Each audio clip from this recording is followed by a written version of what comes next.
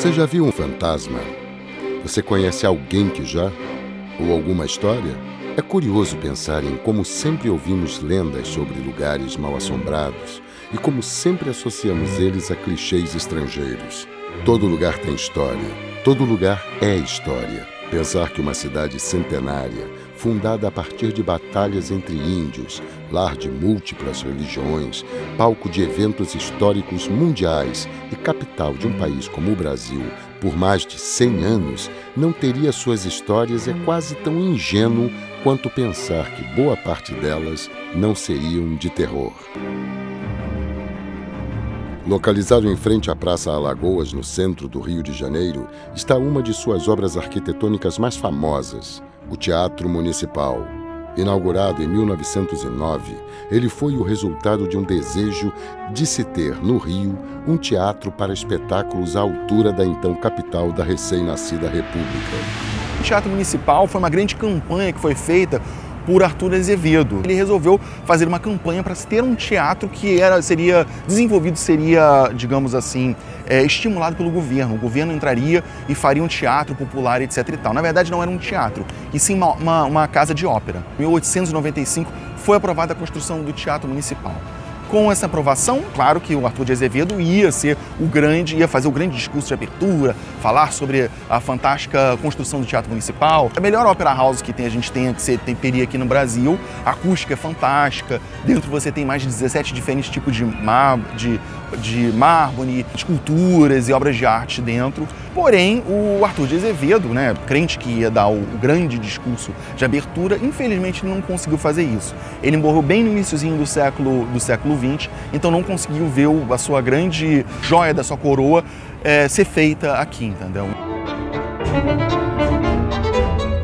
Então coube esse grande amigo Olavo Bilac a fazer o discurso de abertura do Teatro Municipal. Porém, dizem os funcionários que trabalham aí até a noite, o pessoal da limpeza, os seguranças, eles não gostam muito de ficar na parte onde tem o palco principal.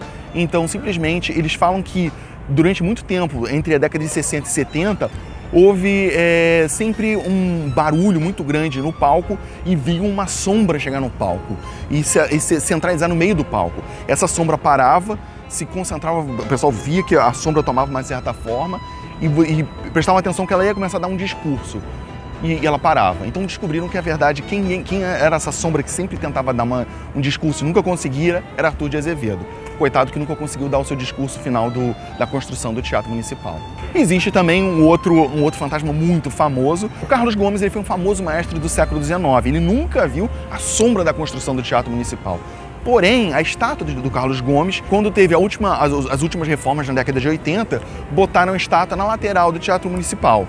Dizem as más línguas que tem umas noites que aparece a porta lateral da varanda do Teatro Municipal se abre e conseguem ver o Carlos Gomes observando sua própria estátua. Aqui é famoso porque o Carlos Gomes tem um famoso bigode bem grande e ele fica observando a estátua dele como que se aprovando de um jeito bem narcisístico a sua estátua, a construção da estátua, Em 1934, no centro do Rio, foi inaugurado o edifício Andorinhas, localizado na esquina entre as avenidas Graça Aranha e Almirante Barroso.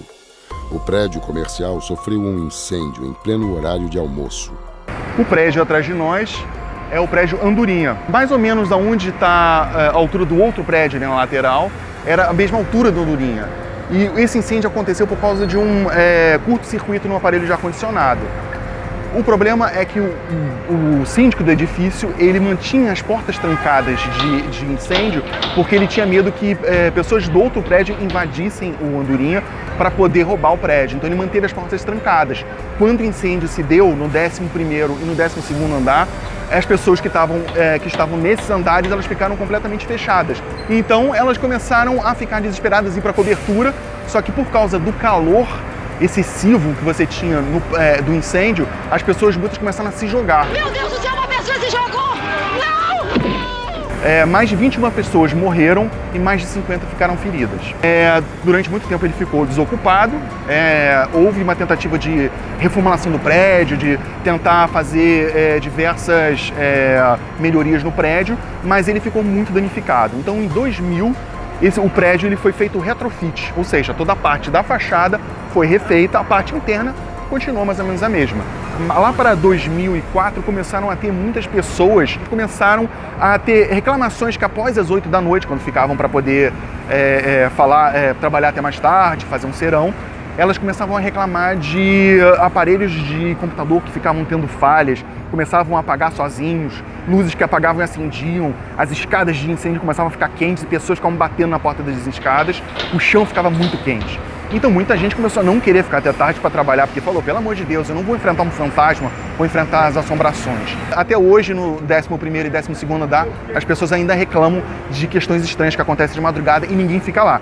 Nem o pessoal da limpeza, nem o pessoal de segurança, nem ninguém para trabalhar até mais tarde. Muitas pessoas conseguiram se sair por aqui por baixo e outras se jogaram do prédio, vindo a óbito aqui embaixo. Pessoas morreram fora da hora. O que acontece? As pessoas que morrem fora da hora, o espírito às vezes não aceita a morte, pois não era a hora dele morrer. Então ele fica ali naquele lugar tentando sair fora, mas ele não vai conseguir. Em 1808, quando a família real portuguesa chegou ao Rio de Janeiro, vários prédios receberam o selo real PR, que indicava que aquele prédio agora pertencia ao príncipe regente. Entre os lugares marcados, encontrava-se o edifício conhecido na época como Convento do Carmo. Este lugar foi o escolhido para abrigar Maria I, onde ela ficou até sua morte. Maria I, também conhecida como Maria Louca, a mãe do rei.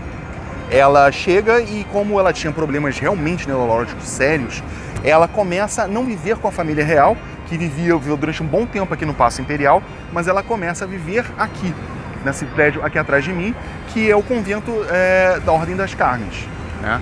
Então, simplesmente, ela vive muito tempo aqui, só que ela tinha ataques completamente insanos. Então ela saía na rua, tirava toda a roupa dela, saía à rua correndo e ninguém podia tocar nela. Todos eram plebeus, ninguém podia tocar na realeza. Só outras pessoas da realeza, só outros nobres poderiam tocar nela.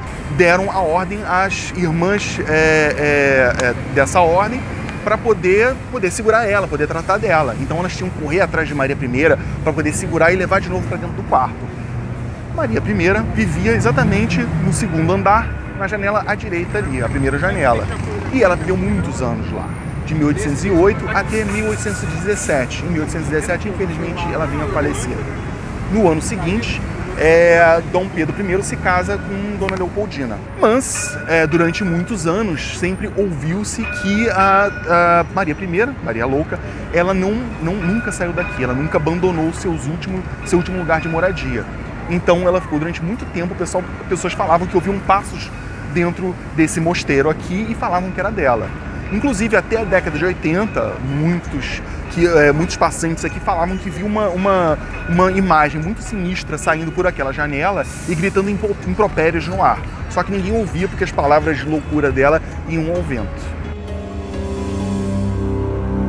O Rio de Janeiro teve sua cota de criminosos e assassinos famosos, mas poucos são tão memoráveis quanto Bárbara dos Prazeres, a bruxa do Arco do Teles, também conhecida como Bárbara Onça por sua ferocidade.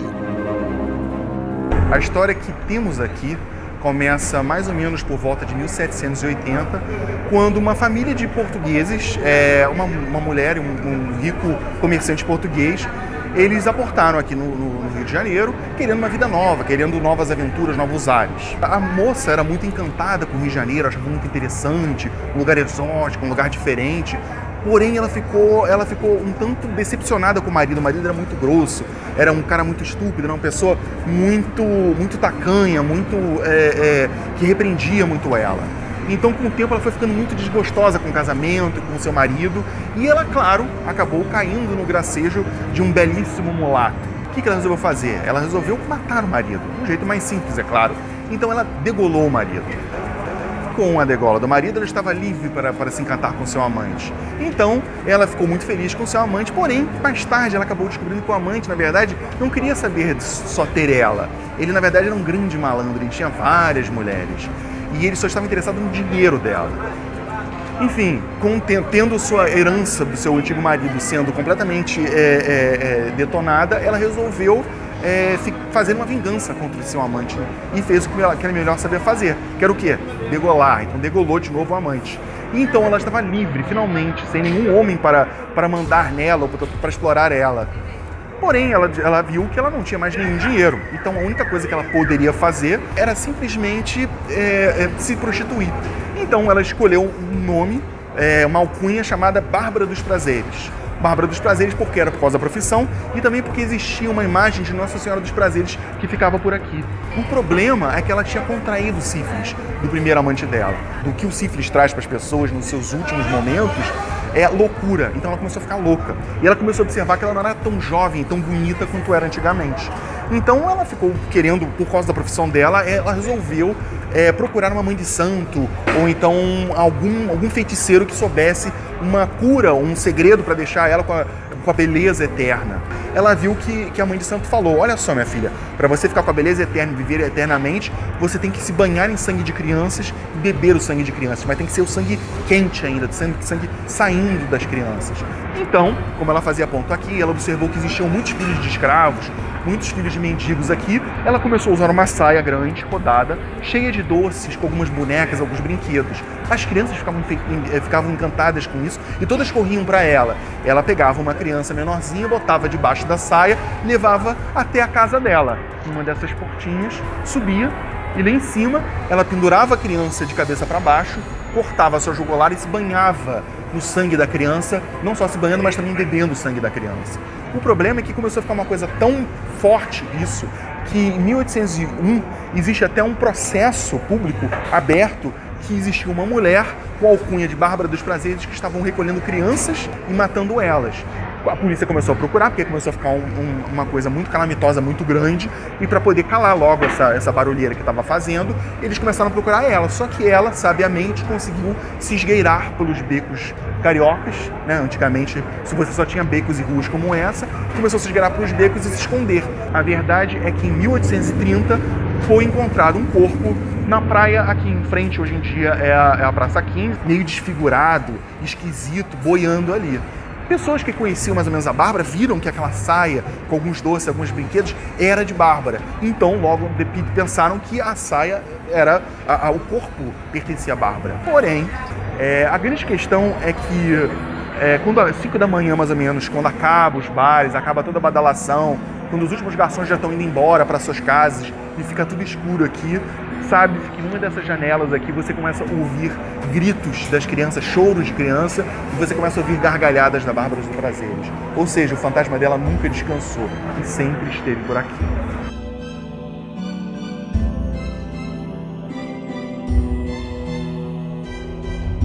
Não deveria ser estranho pensar que uma cidade como o Rio de Janeiro abriga essas e tantas outras histórias de terror urbanas.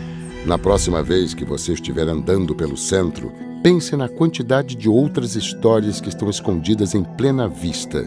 Assassinatos, tragédias, conspirações e traições, todas bem na sua frente. E tão parte da cidade maravilhosa quanto o Cristo Redentor e suas praias.